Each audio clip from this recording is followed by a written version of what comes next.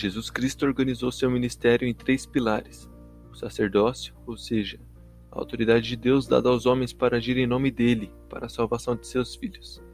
Também tinha os 12 apóstolos e, por último, mas obviamente não menos importante, o próprio Jesus Cristo. Após sua morte, seus apóstolos também foram perseguidos e mortos. Sem os apóstolos, ao longo do tempo as doutrinas foram corrompidas, e mudanças não autorizadas foram feitas na organização da igreja e nas ordenanças do sacerdócio, como o batismo e o modo de conferir o dom do Espírito Santo. Podemos imaginar que esses 3 pilares eram a base de um espelho, que pode ser comparado à verdade completa do Evangelho. Perdendo-se esses 3 pilares, esse espelho caiu e se quebrou em muitos pedaços, ou seja, a verdade foi dividida. Sem a revelação e a autoridade do sacerdócio, as pessoas se baseavam na sabedoria humana para interpretar as Escrituras e os princípios e ordenanças do Evangelho de Jesus Cristo. Nesse momento, a humanidade entrou num período chamado de Grande Apostasia. Quando as condições estavam propícias, o Pai Celestial estendeu novamente a sua mão para seus filhos, com amor. Ele chamou um rapaz chamado Joseph Smith para ser um profeta. Por meio dele, a plenitude do Evangelho de Jesus Cristo foi restaurada à Terra.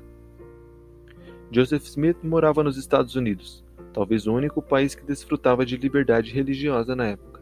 Foi uma época de muita agitação religiosa no leste dos Estados Unidos. A família de Joseph era profundamente religiosa e sempre buscou a verdade. No entanto, muitos ministros diziam ter o Evangelho verdadeiro. Joseph queria saber qual de todas as igrejas estava certa. A Bíblia ensinava que havia um só Senhor, uma só fé e um só batismo. Joseph frequentou diversas igrejas, mas continuou confuso sobre a qual delas ele deveria se filiar. Ele escreveu: tão grande era a confusão e a contenda entre as diferentes denominações, que para alguém jovem como eu, era impossível chegar a qualquer conclusão definitiva acerca de quem estava certo e de quem estava errado. Em meio a essa guerra de palavras e divergência de opiniões, muitas vezes disse a mim mesmo: o que deve ser feito? Quem dentre todos esses grupos está certo, ou estão todos igualmente errados? Se algum deles é correto, qual é e como poderei sabê-lo? Enquanto Joseph buscava a verdade em meio às diferentes religiões, ele procurou orientação na Bíblia. Ele leu: se algum de vós tem falta de sabedoria, peça a Deus, que a todos dá liberalmente, e não um lance em seu rosto, e ser-lhe-á dada. Por causa dessa passagem, Joseph decidiu perguntar a Deus o que deveria fazer. Na primavera de 1820, ele foi a um bosque próximo de sua casa, e isolado se ajoelhou em oração. Ele descreveu o que aconteceu. Depois de me haver retirado para o lugar que previamente escolhera, tendo olhado ao redor e encontrando-me só, ajoelhei-me e comecei a oferecer a Deus os desejos de meu coração. Eu clamei ao Senhor por misericórdia, porque não havia ninguém mais a quem eu pudesse recorrer para obter misericórdia. Foi a primeira vez em minha vida que experimentei orar em voz alta. Ó Deus. Imediatamente se apoderou de mim uma força que me dominou por completo. E tão assombrosa foi sua influência que se me travou a língua de modo que eu não podia falar. Minha mente ficou cheia de dúvidas e todo tipo de imagens inadequadas. Pareceu-me por um momento que eu estava condenado a uma destruição súbita, mas usando todas as forças para clamar a Deus que me livrasse. Senhor!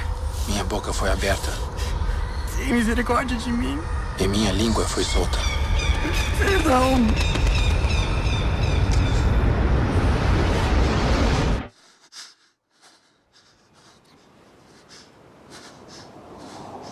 Joseph. Joseph, este é meu filho amado. Ouve-o. Joseph, perdoados são os teus pecados.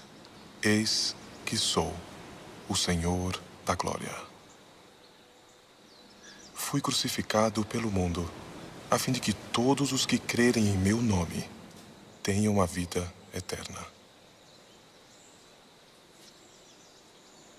O mundo se acha em pecado. Desviaram-se todos do Evangelho e não guardam meus mandamentos. Aproximam-se de mim com os lábios, mas seus corações estão longe de mim. Eles ensinam como doutrina os mandamentos de homens, tendo aparência de religiosidade, mas negam o seu poder. Não procure nenhuma delas. Espere com paciência. No futuro, a verdade completa do Evangelho será revelada a ti.